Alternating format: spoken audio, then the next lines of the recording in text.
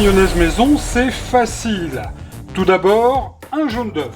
Ensuite, je vais rajouter une bonne cuillère à soupe de moutarde de Dijon. Je vous conseille de vous arranger que tous les ingrédients soient à la même température et de préférence à la température ambiante. On met du poivre, quelques bons tours de poivre du moulin. Vous ajouterez aussi une petite pincée de sel.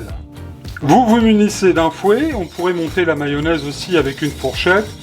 Et pour celles et ceux qui le souhaitent, pourquoi pas avec un batteur électrique. Et là, on vient bien mélanger le jaune d'œuf avec la moutarde. Ensuite, vous allez venir ajouter petit à petit l'huile. Alors vous prendrez l'huile que vous souhaitez. Huile de colza, huile d'arachide, huile de tournesol.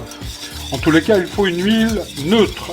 Et là, énergiquement avec le fouet, on va commencer à bien battre tout ça de manière à ce que l'ensemble des ingrédients forme une émulsion. Et à chaque fois, vous rajoutez par petits filets l'huile.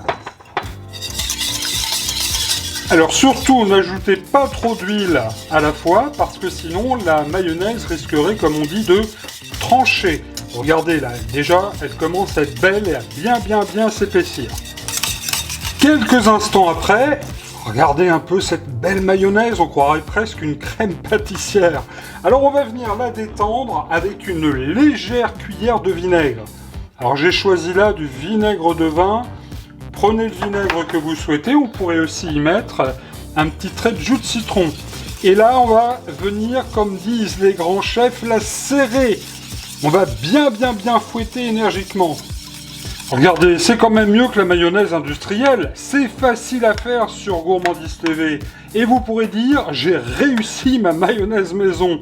Bon régal! Regardez Gourmandise TV avec le livre Je vous souhaite un bon régal, numéro 2, 50 recettes printemps-été 2026, en vente sur Amazon.